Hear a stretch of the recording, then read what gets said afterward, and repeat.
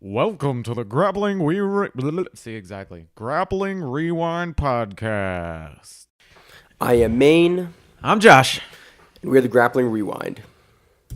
So this week we are going to break down our top 10 matches from 2017, as well as touch some housekeeping things, as well as touch on the events that are coming up in the next few weeks. All right, so we're going to start it off as per usual with some news.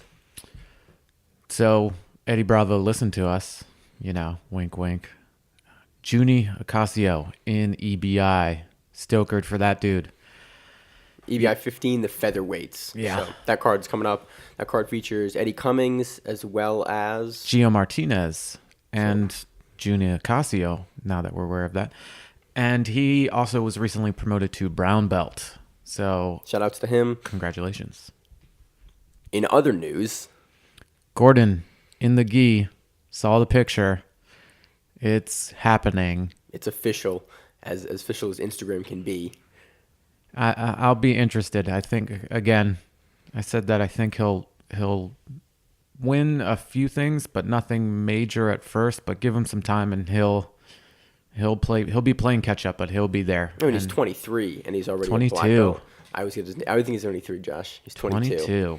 So, yeah, it'll be interesting to see what he does this year. I assume that he'll have a couple months off while he kind of focuses on the gi and then begin competing probably the next couple months. What do you think about that, Josh? I think he's going to do a bunch of small stuff to just get himself in the groove, get the engines going. And after that, then he'll start picking up, the big major ones. So you may see him in some of the, what would be East Coast, especially New York, New Jersey type. So Nagas or good fights, they go around New York and stuff like that. And a few other things, whatever's going on, anything that he can hop in that has a gi division, I'm pretty sure, I would hope anyway, that he would be doing. And then you think like a few months after that, you'll see him at larger events, larger tournaments?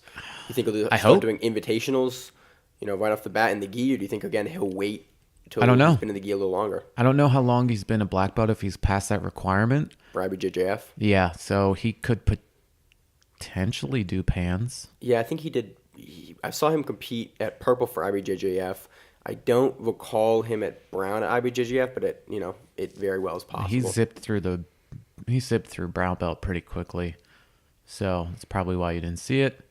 I don't remember it, but he could potentially enter into the gi at pans. That would be a cool thing to see.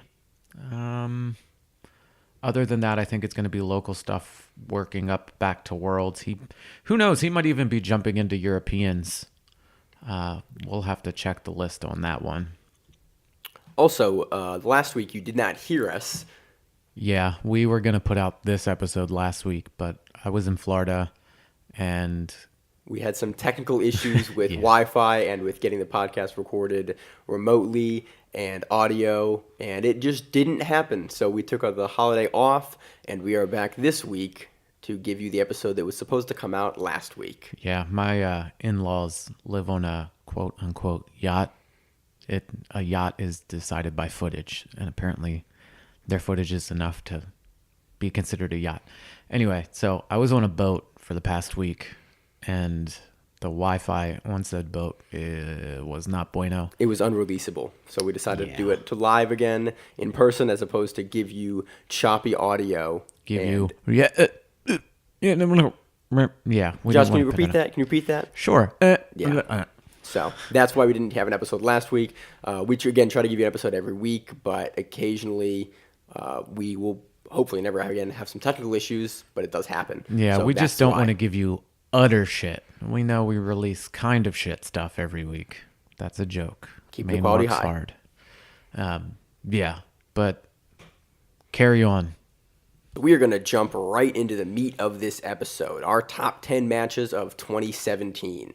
And it was a pretty good year, Josh, I would say. We saw some really interesting matchups, some really fun matchups, and I've rewatched a bunch of them in preparation of this list, and it's been fun. It has. It's been a good year for grappling. It's just been fun. Yeah, I enjoyed watching it. I've enjoyed watching it more doing this podcast. going way more in depth into things that I ever thought I'd be doing. This isn't going to be full-on breakdowns of the match because you guys have probably seen every single one of these at least twice, if not more. Definitely one of the ones that stood out to us. You've all seen part of that clip anyway, about 1 billion times, because it was kind of gross and awesome at the same time. And by the way, these matches are in no particular order. We didn't really, these are the top 10 matches of the year. We didn't really feel a need to order them by 1 through 10. It's like the top matches of the year. The ones that really stood out to us that we enjoyed watching, things of that nature, things that, we felt should be on a top 10. And if you don't agree, let us know. Again, we're not afraid to be called idiots. It happens all the time. So, let's get into this bad boy. Josh, you started it. Let's go with that match. Okay, so Patrick Gaudio versus Hamlo Bahal from Worlds. What can you say other than, ugh? Hamlo got caught near the end in a toe hold, and Hamlo went after a toe hold, and Patrick decided to rip off Hamlo's foot. And Hamlo said, break it. I'm going to come up on advantages and win or whatever. Anyway, Patrick moved away from the foot. He obviously felt really bad that he fucked that shit up. That's the best way to describe it. He felt bad that he did it, but Hamlo... You're trying to get the tap. I mean, at a high level, Yeah, it's the World Championship Finals match, and if you have to break a guy's foot to be a world champion, you got to break a guy's foot. And Hamlo went, if I had to get my foot broken to be a world champion, you can break my foot. And he did. Well, he was already a world champion, so... A 2017 world champion, Josh. Well, whatever. Now he's got third place with a wonky foot.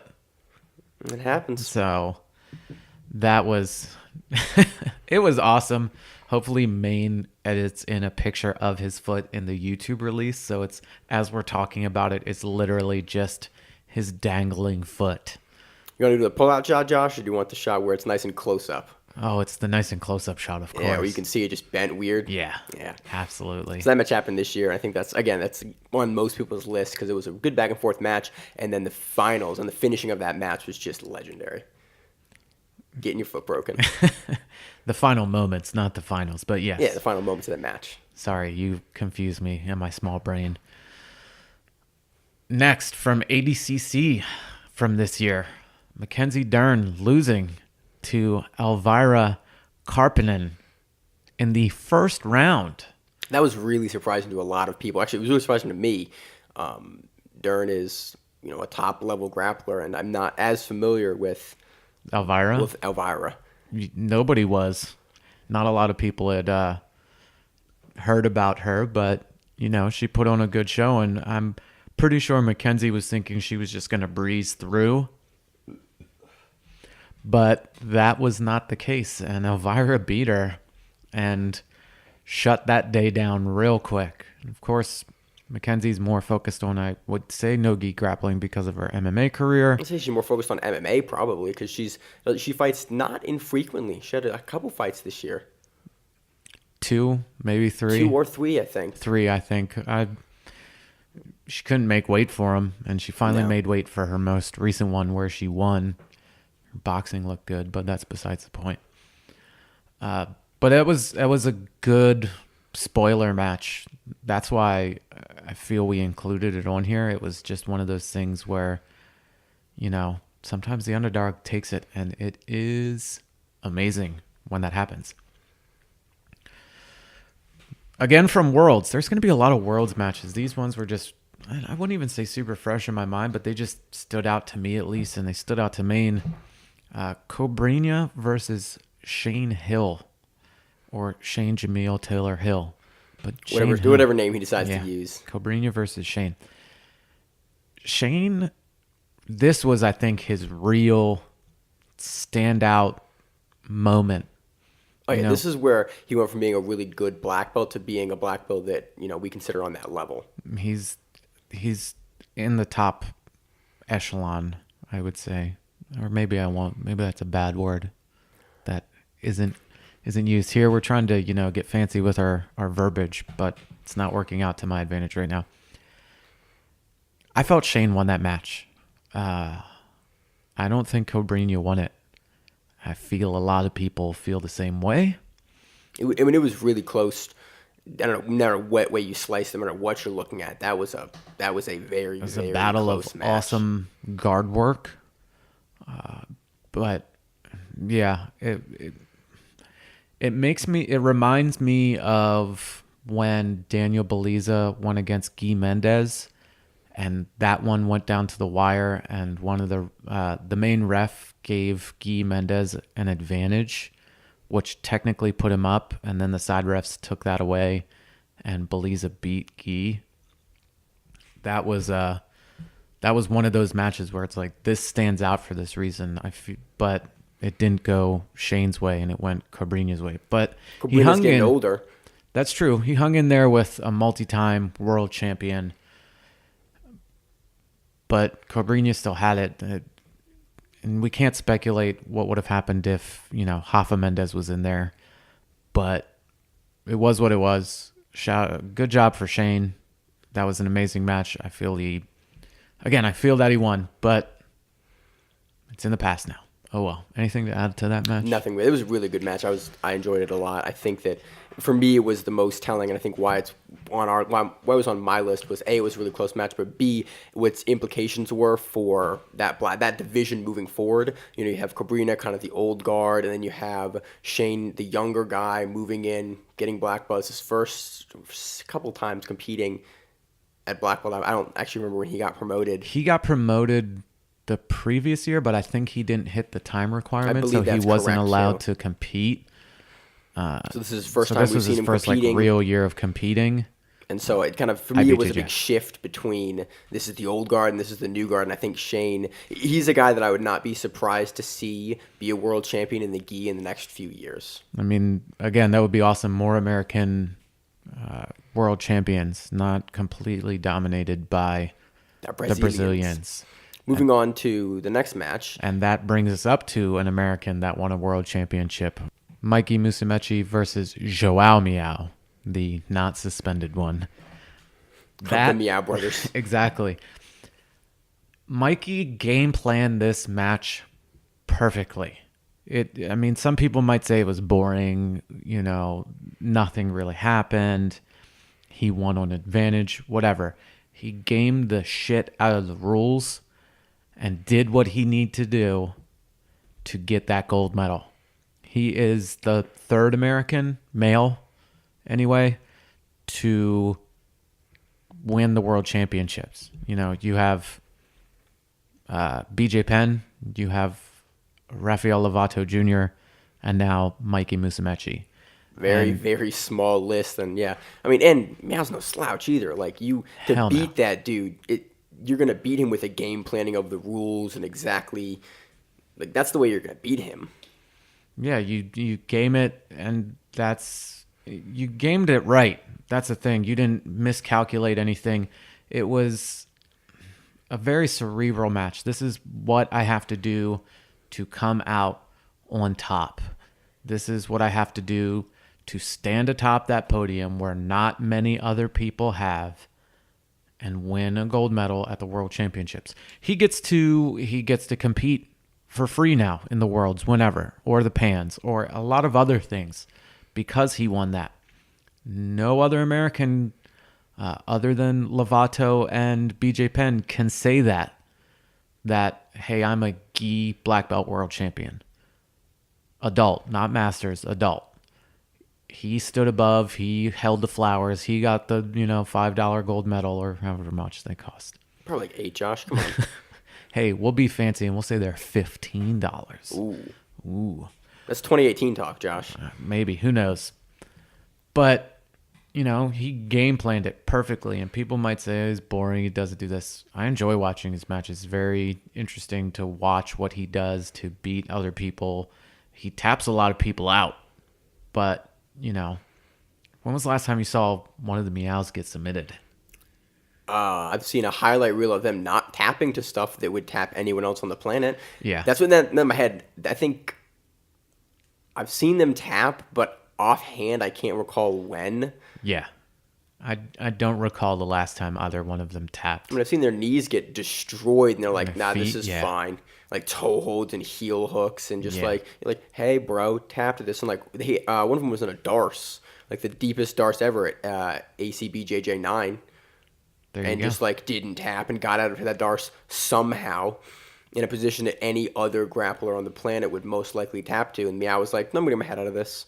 So He to didn't die. to beat him any way you can is to me just amazing, because for me he's a guy that's just terrifying, because I can't, my game is not a points game, and so it's like I'm not gonna beat you on points, and if you won't tap to anything, then I don't know how I'm gonna beat you, just personally. So whenever I see a guy beat him on points, it just makes me go, damn, you're really really good. Yeah. So there's that one. Still at it with Worlds. Caio Terra versus Bruno Malfacine. A lot of controversy in this one. A lot of people saying Terra should have scored on near the end of the match, which would have gave him that world championship. It was not given to him, but these two are always, always competing against each other in the finals of Pans or Worlds or whatever they're competing at, where they're both in the same division. You will always see these two going against each other. And Bruno, has the advantage in wins across this, but it's always a exciting match to watch. It's always close too. Yes. Like, it's never a blowout in one direction or the other. It's always like Caio Terra and Bruno like neck and neck, and you always go, well, I'm not sure, right down to the wire, like who can get the win. Yeah, and it was either 2008 or 2009 the last time they didn't meet in the finals, and Caio actually tapped Bruno in the semis. Oh, it's going to kill me. You can find it. I have old videos hidden on my computer somewhere of it. Either way, that was the last time one of them got tapped. It's always been points since then. So it's been like 10 years. It's 10 years, these guys going back and forth and not tapping each other. And, Which is crazy. Bruno's like a 10-time world champion, something ridiculous like that. Caio's 5 or 6, I believe. I think that's correct. It's ridiculous that these two have been there. It's unfortunate that Bruno is making a transition to MMA and possibly moving away from the gi. And Caio's talking about retiring from no-gi. Yeah, just no-gi. So, or the no-gi worlds, which, okay, I've won that 8 billion times. Yeah. I'm kind of done with this one. So, anything more to add to that one? No, again, like, it's a really good match, and like I just always like watching these two guys going against each other, because it's usually always in the finals of something, and it's for all the marbles, and they give it their all. I just like watching Caio, like the way in which he game plans, and throughout the match will adjust his game plan and how strategic he is in his like placements and everything. Caio's always a guy I like to watch compete for those reasons, because you watch him make very calculated movements throughout the match and then change his game plan and modulate it as he gets further to the end of the time. Yeah, and Bruno is just tiny. If there was a weight class below Rooster, pretty sure Bruno could make that. He's not a very big guy. And the way he can just fit into areas where it doesn't seem like anybody else can, and create space or get underneath and sweep or transition, it's amazing to look at. Here comes another world championship match. Man, the Worlds were good this year. They were. The Gi Worlds were really good this year. I don't think we have a single match from No Gi Worlds on here, but the Gi Worlds were a treat to watch this year. Yeah, they were. Erberth versus Bernardo Faria. This was the first time where I saw Bernardo not smiling and not being a jovial, happy guy. Erberth did enough to piss him off, and he was, getting angry, was saying stuff and shook his head after he had lost the match, and didn't shake his hand. He was not pleased with the outcome and the way Erberth was handling himself. Erberth gets under a guy's skin in a way that very few, top level guys do. The bad boy of jiu-jitsu. A little bit, of yeah. gi jiu-jitsu. Hops around a lot, does not give a fuck Hit you in about the many face a things. little bit, maybe, potentially. He gets a little handsy, a little heavy. I want to say it was Brasileiros. Maybe it was something else, but he was in a match it was something, and it was a no-gi match, but they were going back and forth, and the guy smacked him in the face because he was going heavy, and then he smacked him in the face again, and then they looked like they were going to fight, and then nothing happened. But, he's got a reputation for, being kind of a bad boy. So, also, speaking of getting smacked, there was a video that came out recently about the crucifix, and the person that slapped Erberth was the main focus of said video. So we'll touch on that in just a little bit when we get past this top 10. Next was one of the standout moments that really cemented this young gentleman as a power player, at least in the no-gi world for right now, or, well, not anymore because not doing it anymore, supposedly. Give it away, Josh. Yeah. Gordon Ryan versus Yuri Simoes at the first Absolute EBI. What was that, 12, I think? 9 or 12. One of those two. Something like that. That was awesome. Because Yuri was coming off of beating Gary. And everybody was like, Gary's going to take it. This is this. Or, Gary's going to get stopped by so-and-so. And Gary lost to Yuri. So Gordon versus Yuri. And they went back and forth, and it was an awesome no-gi match, which came down to overtime. And at one point during overtime, a lot of people were saying that Gordon fake tapped, so Yuri would let go in their overtime round, but I didn't see it. And the ref didn't see it. Maine didn't see it, so it didn't count. And Gordon finished Yuri, who was the previous ADCC's champion. So it's like, wow, this is a guy that can beat these high level guys. And I feel it was like one of those cementing moments where Gordon came out onto the scene and put a coming out party. Up. You can call it a coming out party. I guess so. Yeah. I mean, I'd seen him compete before, and I've been on the same quote unquote super fight cards as him on the East Coast. And he looked awesome then. But this was really one of those moments, and he nailed it and went on to become the absolute champion, and then went on to become a giant beefcake. Maine? Everything you said, Josh. I mean, it's a good match. I like it because it's on Fight Pass, and it's easy to go back and watch these matches. Yeah. This was a fun match to watch. It was finals, had high stakes, and you saw a guy in Gordon Ryan come into his own against top level competition and prove that 2017 was going to be his year for no-gi, and he was going to be a force to be reckoned with. And then many months later in ADCC, he again showed that I can compete with these guys, and I can beat these guys, and I can tap out these world champion guys. And this was kind of beginnings of that for me this year, for 2017 for him. Yeah, and again, just a couple of weeks ago, in case you thought it was a fluke, Gordon tapped Yuri out in regulation at Kasai. So, you can't say it was a fluke if he just beat him again.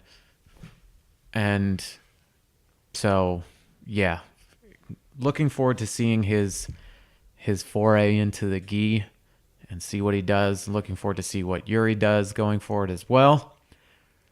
Now let's go on to another beefcake, Leandro Lowe versus Nicholas Mergali. And you're thinking, wait a second, well, they competed a bunch this year. Yeah, twice at Pans and another time at Worlds. This is the Worlds match where actually Mergali took it.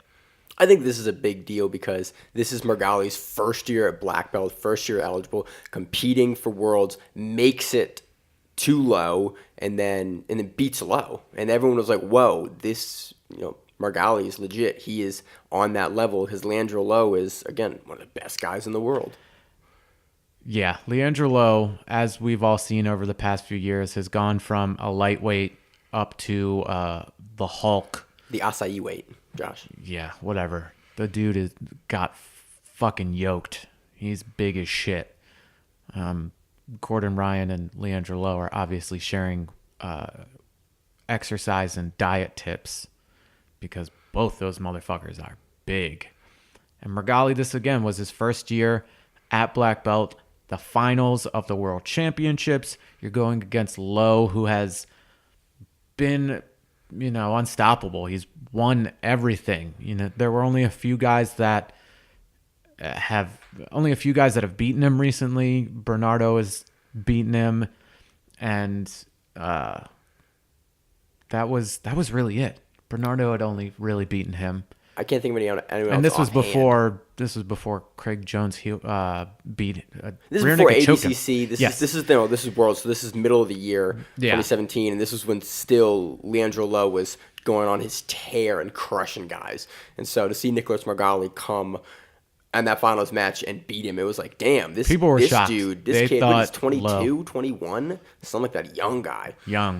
Come on and beat him. It was just, this is a dude that's at that black belt level going to do it. Because I think he won Brown, too. Yeah, he won Worlds at Brown and, I think other colored belts. But stepped it up and took it at black. First year at black belt, too, which was, I think, for me, at least, the most impressive was that you win a black belt world championship your first year in the black belt, your first outing at that event with all the pressure, all the big names, and you win it.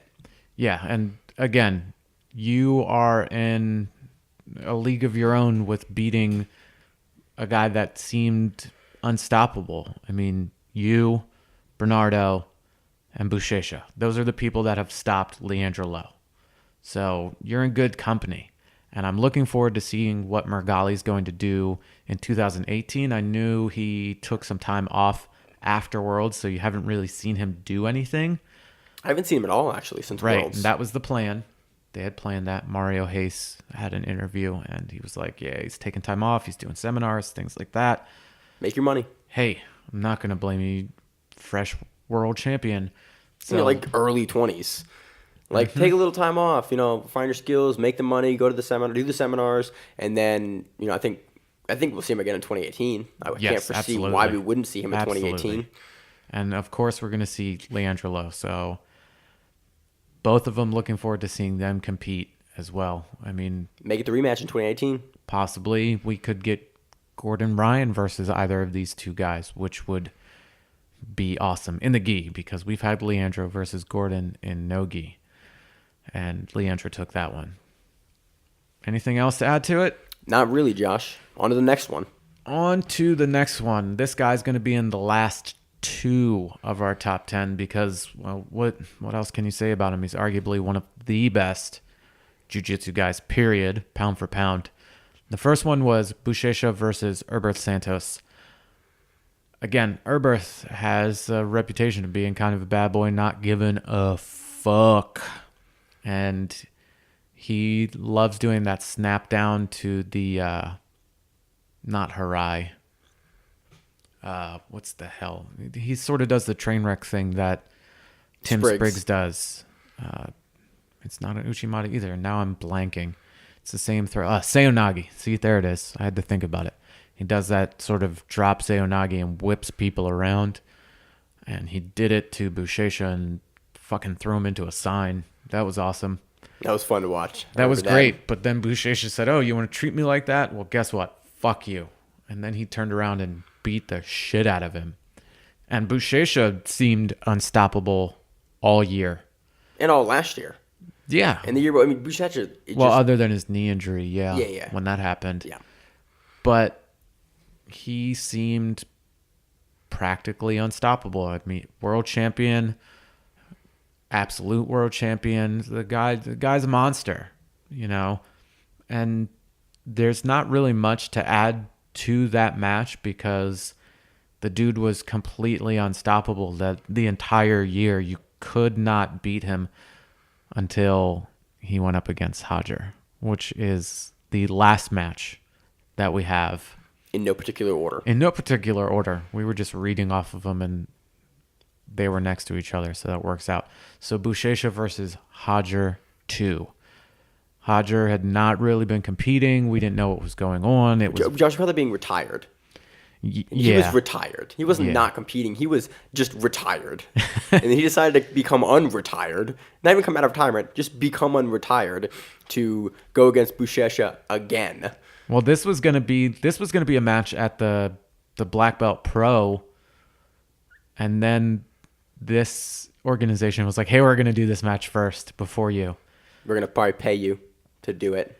and people's brains exploded when this match happened. I think I was in Philly on the road, and we just happened to be in a spot where I had Wi-Fi, and I turned this on and started watching it. And as soon as the match ended, my phone started exploding with all the other people watching it and just saying, "Holy shit," because Hodger took his back. Like, you're like, "Oh shit, he's gonna get out." Okay, this is Buchecha. He's been in beast mode all this Oh, time. yeah. I watched him get the back and I went, all right, Buchecha will get out. He'll get out. He'll get out. He'll No. get out. And then he didn't. He and didn't. I went, Hodger "Holy said, shit." "Fuck you and all your hype. I'm gonna choke the shit out of you," and he choked him out. And the internet exploded when that shit happened. You know, it was crazy. You can hear me stuttering and stalling because looking back on it, it was insane that it happened because you weren't sure. You were like, all right, Hodger, that guy's the GOAT, you know. No, Buchecha's the GOAT. Well, we found out Hodger, don't fuck with Hodger.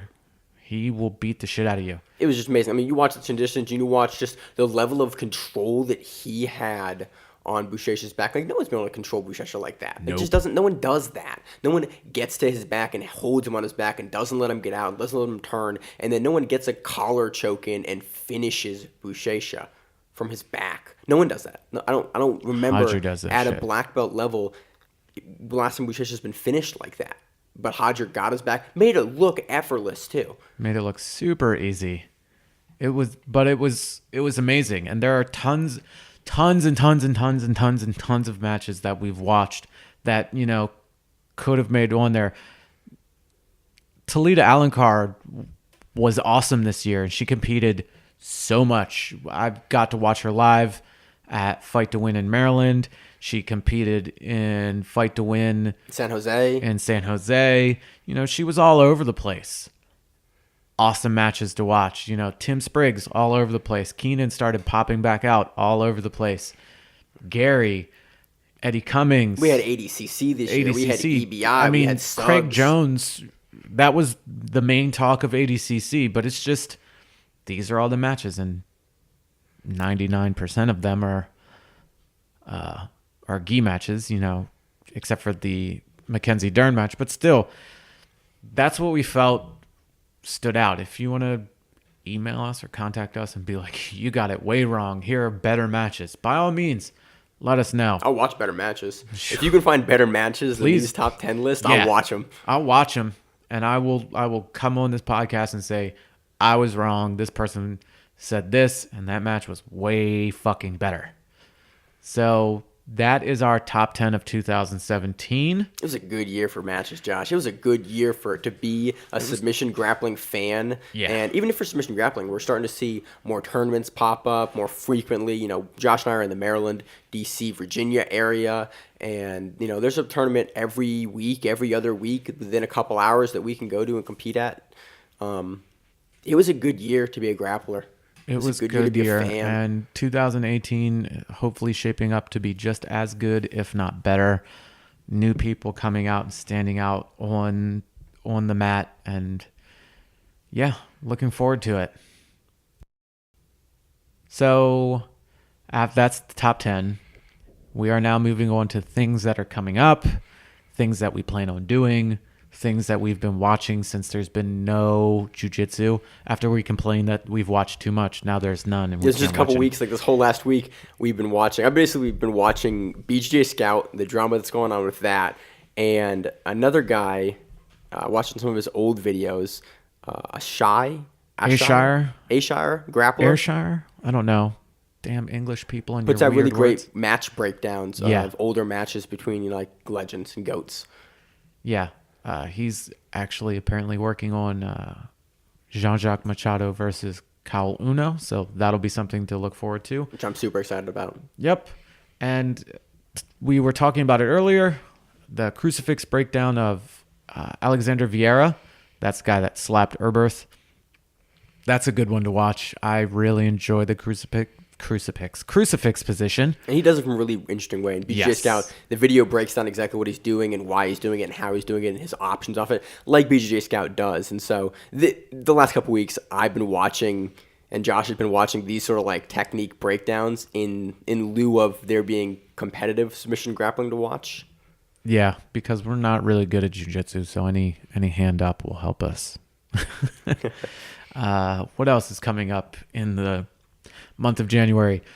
Sumo's coming up. I'm excited about that. You guys are probably like, oh fuck, he's gonna ramble on and drone on about sumo wrestling. We talk about sumo like 6 to 12 times a year for like a total of probably 2 hours. I literally timed the episode where we break down the entire event. It's about 20 minutes. I promise to be more exciting about this next one.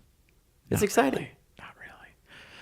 I do enjoy watching it, and if you can, Kenta Mayama, Jason's All Sumo channel, things like that. Anything where you can find sumo, watch it. NHK puts stuff up. If you have the NHK America channel, the highlights are up on that. I get that now, actually, this new year. I was made aware of it while I was in Florida because the hotel we were at when we were going to Disney, don't do that. Don't go to Disney. It's crazy. Had NHK. So as I was watching all the different weird going-ons in Japan, it was like, hey, sumo highlights come on. So that's really cool. Other events coming up. Yeah. ACB JJ in Brazil. They put that card together. It features a bunch of guys who are going to preview it and break it down once it gets a little closer. I think it's mid-January, Josh. Or mid-February. Where is it? January, February. Again, some of these things are just, it's all over the place. We don't want to get too far ahead of it. And we have a list of some of the things that are coming up this month. So we're not really looking at anything upcoming past that. Our format for this show is we try to preview things that are happening between the time that our episode comes out on Tuesday and that weekend typically. Yeah. Before there's another episode. And then we'll try to break down things that have gone on that weekend and then stuff that we've previewed before. And so that's pretty much our cycle for this show, so that we're giving you not stuff 3 and 4 weeks out, because by then match cards change. Shit. It's just too long of a distance. So that's how we kind of work this show, and that's what we're trying to do. So coming up, the Sacramento card for Fight to Win, and those guys are, plugging away again, starting to back up. Big shout out to Seth, who recently was promoted to black belt, by the way. So congrats to him. He deserves it. I mean, indeed. He's been training 13 years, and we watched him compete. I watched him compete in Maryland and on his events, and he jumped in last minute on a card against the black belt when he was brown still. The Sacramento card is coming up. That's going to be the ever-going grappler that he is, Wagner Hosha. He will be the main event on that card. We have to talk about it every episode. I think we're going to be talking about him a lot in the coming year as well. He seems to be enjoying just competing all the time, so looking forward to it. The same weekend that's happening, we also have the Abu Dhabi Grand Slam in Abu Dhabi. That's always a huge one. That'll be a good one. A lot of the people going out through that. We'll see some names that we normally see on the card. Again, their website's kind of whack when it comes to who's listed. When it gets a little bit closer to that, we'll start previewing what's going on with that. The following weekend, midway through the week, all the way into the weekend, is the IBJJF European Championships. In Lisbon to Portugal. So we will get to see who's competing in that, if we've got, who's jumping in, who's not jumping in. Yeah, the brackets are out partially for that. I'm not sure if those are the final yet. I assume they are. I think That was just the list, not the brackets. not the brackets. I always say brackets, Josh. So the competitors list is out. I'm pretty sure it's closed. I'm pretty sure it's final. I don't think no. I think it's still open. They said there's like 3 weeks left to sign up, so I don't think it's hit capacity yet, but it always does. So we will. Josh, it's only 2 weeks till the event. It's only 2 weeks. Yeah. Holy That's how time shit. works. We're recording this, by the way, December 31st. A little early. It's only almost 8 o'clock. Yeah, I normally do this at 9, but we both decided it'd be awesome to get rip roaring retarded wasted. Not really, but New Year's we want to spend time with friends and family and not each other. looking at each other, because that's never fun. After the same weekend, not even after the same weekend as the Europeans, you also have Fight to Win Pro 59 in Scottsdale, Arizona. And that one's headlined by Benson Henderson and J.H. Torres. Which was supposed to happen in New York, but that did not happen. But we're still going to see it in a couple weeks, so I'm excited about that. I was excited about that before, and so it was kind of bummed that it got pulled off, and now it's back on in Arizona instead of New York, and so I'm not upset. I get to see it. I'm happy. Yeah, that's, for the moment being, what we have for January. If you want to see the complete listing of what they have out for right now for Fight to Win, you can go to their website. They have put on some of the dates. Again, you can go on if you want to compete. If you're Purple and up. Purple and up. And then some kids, they have some kids stuff. matches. Purple and up. Go to their website. Apply to it. What's the worst that's going to happen? Another note, a lot of these big pro tournaments and pro events and invitationals, like they have places that you can sign up and you can apply to be on these cards. Not all of these are just, even EVI has a form where you can apply to be a competitor on it. A lot of these big pro events do have, Send an applications. Email. Send a highlight. Just a well put together highlight. Not some bullshit. Not what I put together last year. Send whatever you have. What's the worst that's going to happen? No, you can't compete on it? All right, well, compete again and do something else. So that brings the end of what's coming in January. So BJJ Heroes has put out their 2017 rankings. I like that they put out rankings at the end of the year because I think that events should happen a calendar year. So they put out their rankings, and coming in at number 1 for Roosterweight is Bruno Mafisal. Malfisane. Jesus Christ, we said his name about 15 minutes ago. And Josh, you said his name. I just heard his name and then couldn't repeat it. Maine apparently is also illiterate and cannot read his name. I mean, come on. Phonetically, you can say that. Dude, he's got too many A's. It makes me nervous. There's 2 of them. And like a C and an L and an I. There's a lot of letters in there, Josh. Like, I've got 2 syllables in me. As soon as you get to 3 and 4, I'm not doing it. So he is number 1 for the Roosterweights for BJJ Heroes. Behind him is Kai Otera, Hamalo. Then we have Lucas Pinero and Eduardo Barboza. And not Hamalo. The dude in number 3 is Rodney Barbosa. Not Hamalo. No, I don't even know why you said Hamalo. You just saw an R and just went with it. That's actually exactly what happened, Josh. Rodney Barbosa. Moving on to light featherweight. That's 64 kilos, 141 pounds. Guess who's number 1? Good old Michael Musumeci. After winning the world championships, I don't see why you wouldn't put him at the top. He's only 21, which is crazy to me. A young man in college doing his thing. The light featherweights are rounded out by Joao Miel, Kleber Souza, Tiago Barros, and Hiago George actually tied, and then Gabriel Marias in 5th. One thing I like about BJJ Heroes is that they assign points based on like what you win, and it's not just IBJJF events, it's other events, it's and they have a point system which I don't necessarily disagree with for deciding their end of the year rankings. Jumping over to featherweight, 70 kilos, 154 pounds. Cobrinha. Ruben Charles, age 38. That's crazy to me. Hey, he's plugging away. It's so weird. You have a bunch of guys that are like early 20s, and then you have a bunch of guys that are like mid to later 30s. Must be the diet. Acai, Josh. Horse meat. Over him. So, Cobrinha, number 1. Gianni Grippo, number 2. Leo Sagirio, number 3. Osvaldo Queixinho, and Rafael Mansour at number 4, and Tiago Bravo at number 5. Moving on to lightweight. Number 1, Lucas Lepre. Guy is he's fairly old. I think he's in his 30s as well. I think he's 32. He is plugging away, and hard to beat him. You don't see him lose a lot in the gi anyway. And he only lost to no gi in the finals of ADCC, which leads us to the number 2 ranked people, Marcio Andre and JT Torres, followed by Hanato Canuto, AJ Agazarm, and number 5 is shared by Roberto Satoshi and Luan Carvalho. Man, I always look at AJ. I always think it's interesting. He bounces weight classes a lot. You see him in a lot of different weight classes, as low as 45, and as high as 70. Well, lightweight is 76.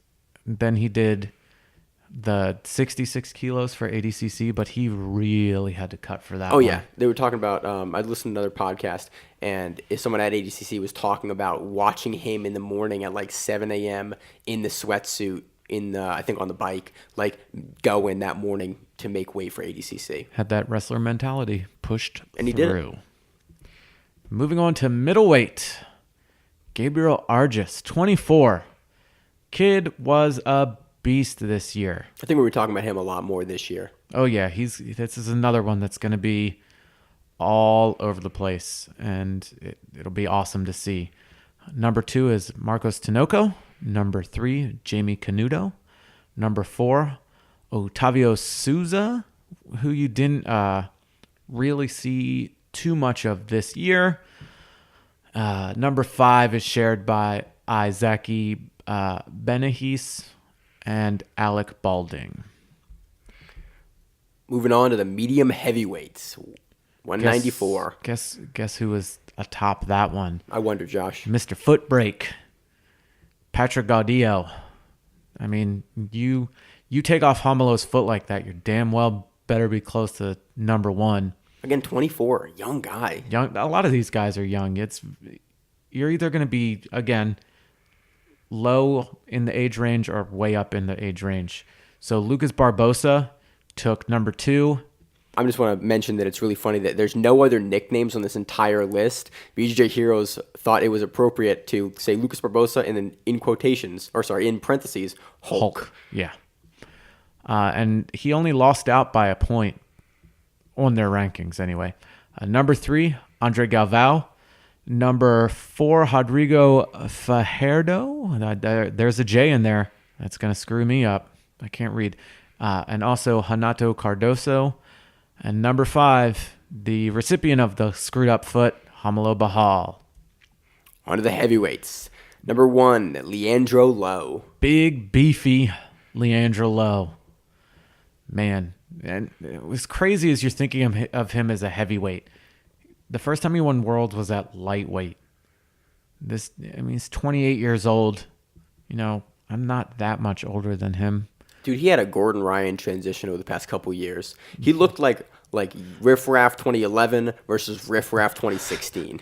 But he bulked up slowly, at least. He did. It's not like he exploded, but that dude, oh God.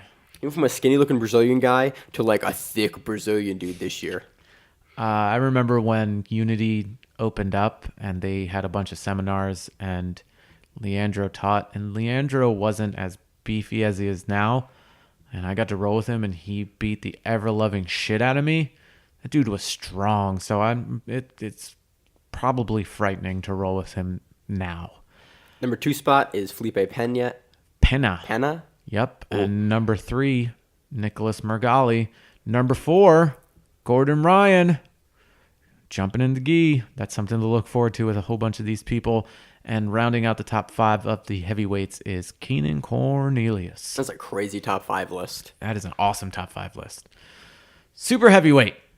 Number 1, the bad boy, Herbert Santos. Again, young dudes. 23 years old. The dude competed all just everywhere. It was hard to miss him. Yeah, it's crazy. On their list, he has 24 points. Number 2 guy, Muhammad Ali, has 8 points. Yeah, he got all the points. Muhammad Ali, number 2. Jose Jr., number 6. Yuri Simoes, number 6. Now, what's 6 that? points. Sorry. There's lots of numbers. Number 4 is Yuri Simoes. Number 5, Bernardo Faria. Onto the ultra heavyweight division. Oh, yeah. Buchecha. Hard to argue with that either. He's 9 points higher than number 2, João Gabriel Rocha.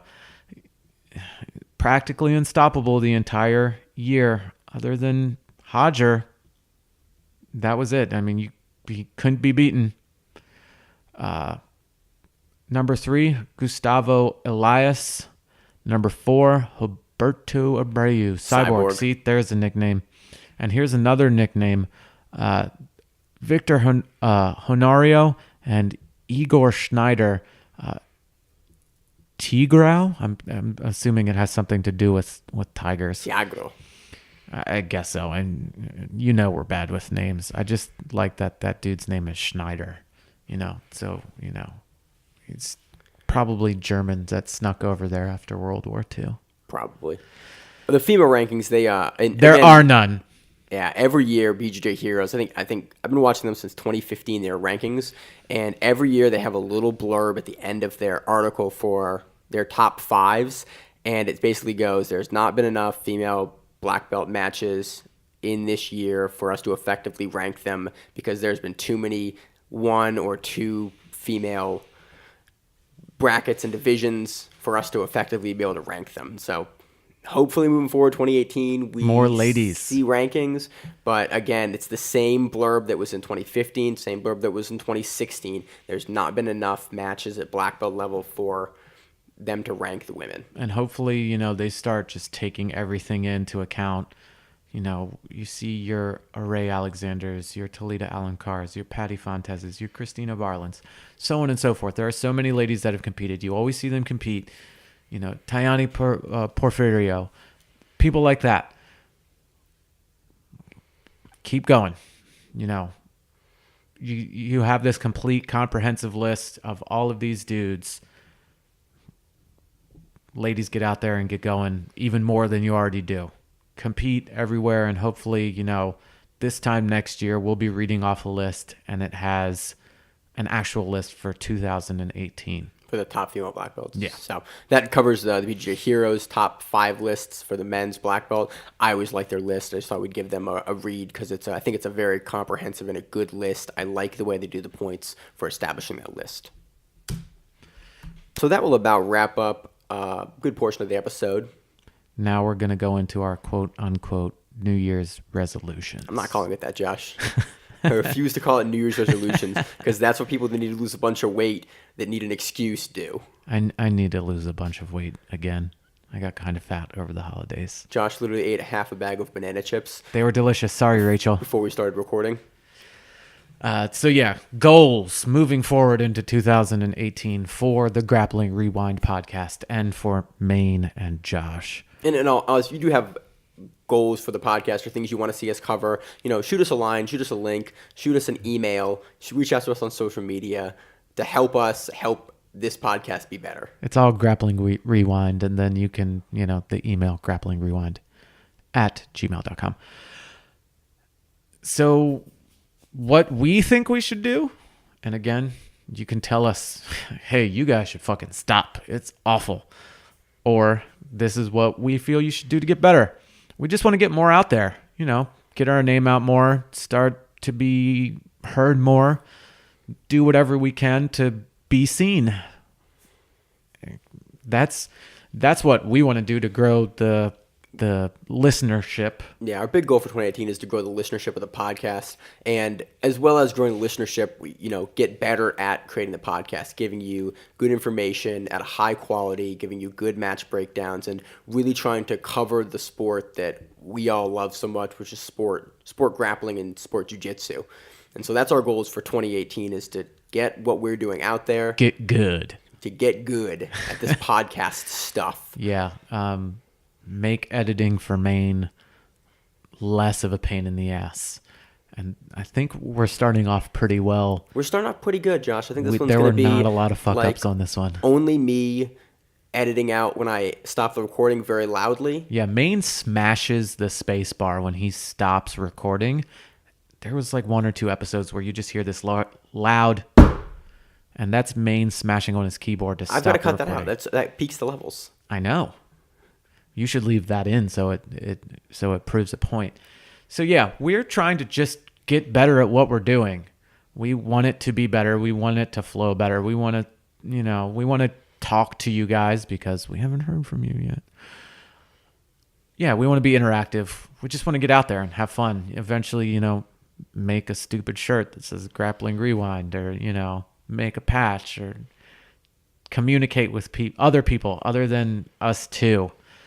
That's for the podcast. What we want to do, and what everybody always wants to do when it comes to that, we want to get out there and be as active as possible. Get on super fights or super matches. Super fights works better. I'm calling them super fights, Josh. I refuse to call them super matches.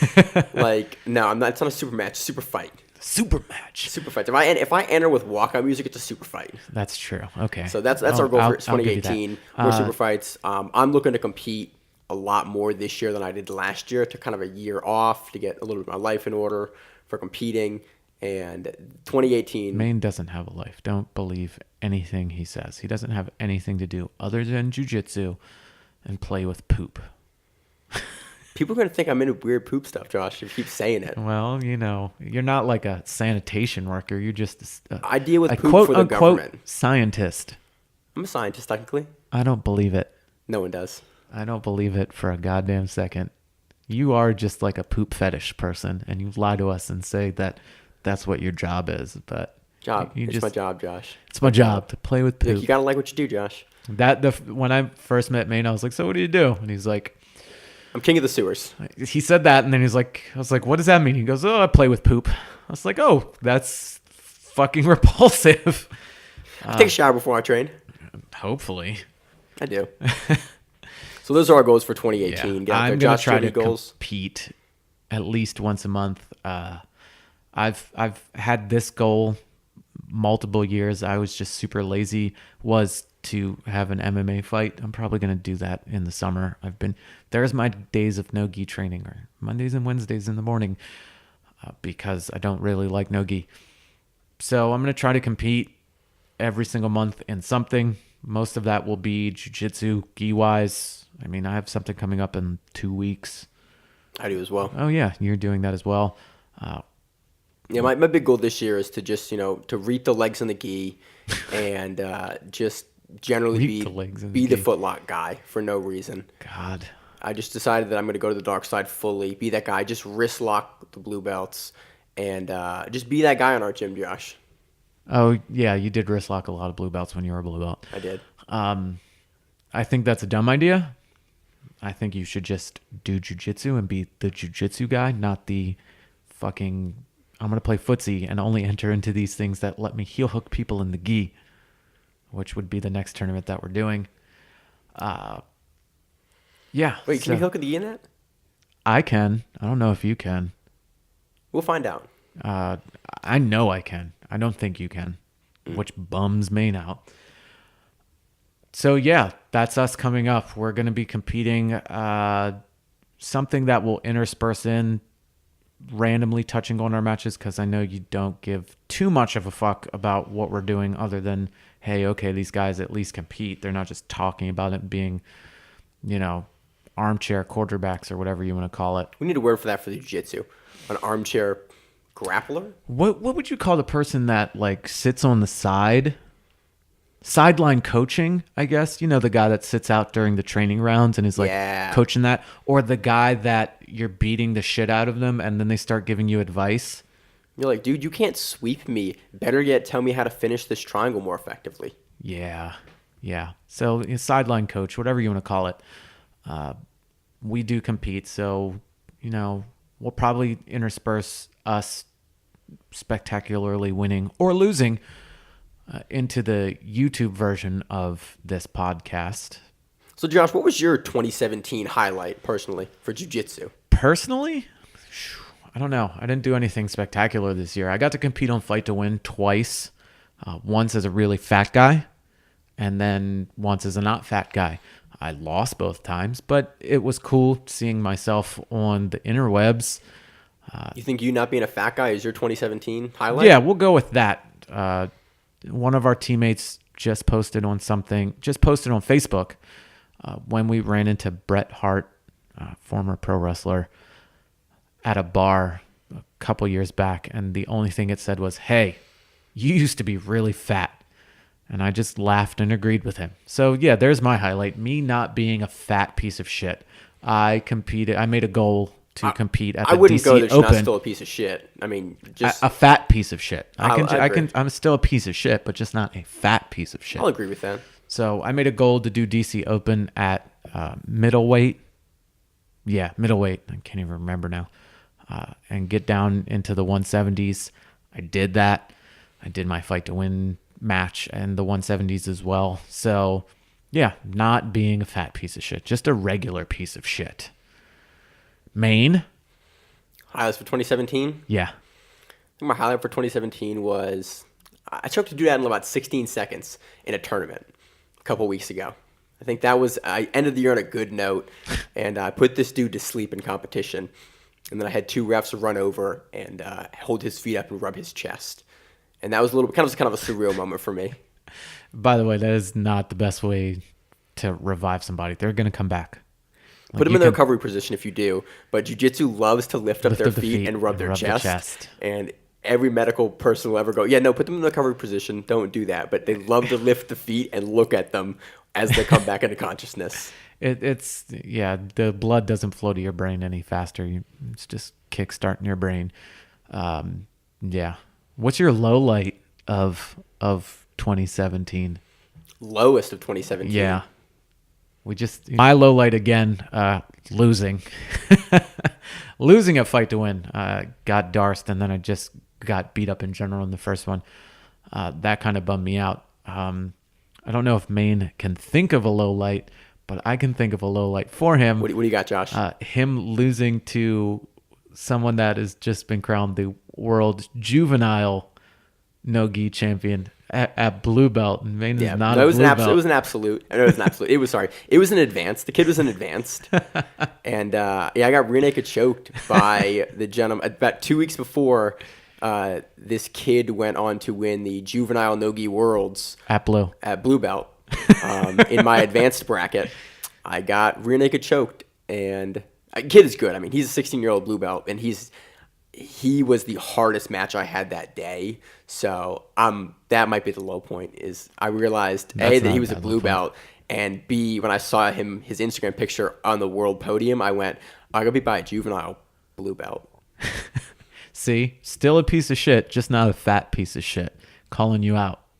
I mean, you're not wrong, Josh. That's not saying much. We've all lost to people where we're like, fuck, I shouldn't have lost to that person. I honestly felt a little less bad. I felt more bad and less bad at the same time after that match because I saw it and I threw the picture into our gym chat and went, look who I got beat by. And then I realized that, he's a blue belt, which is like, okay, he's not old enough to be purple yet. But then I don't know if him being a juvenile made it better or worse. I don't know. I only look like a juvenile. I'm actually not. I'm actually almost 30. I think I'm like 26 or 7. That's not almost 30. You still got like 4 more years. Math, Josh. Knowledge stonks in man. I'm not a good speller or a math person. I'm not a good math. I'm only a scientist. That's, again, frightening. So that wraps up this week's episode of the Grappling Rewind podcast, episode number 8. By the time you listen to this, it will be 2018. We look forward to continuing on with this and recording more and watching more jiu-jitsu and hating life because we're watching more of jiu-jitsu and training more and all that other stuff.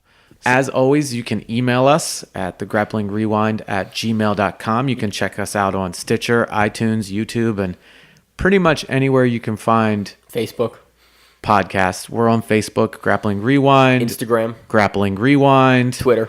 Grappling Rewind. Reach out to us on social media. If you got something you want us to cover, you want to clarify, we are here. You want to tell us we're idiots. Hey, let us know. You want us to pronounce your name correctly? Let us know. Subscribe on the YouTube page. Leave us a review. Helps us out a lot. It helps us out. And, it eventually will help you out. We like to give back. We're doing this as something that isn't done. So help us help you. Again, as always, I'm Josh. I'm Maine. And this is the Grappling Rewind podcast. See you guys on the mat. See you next week.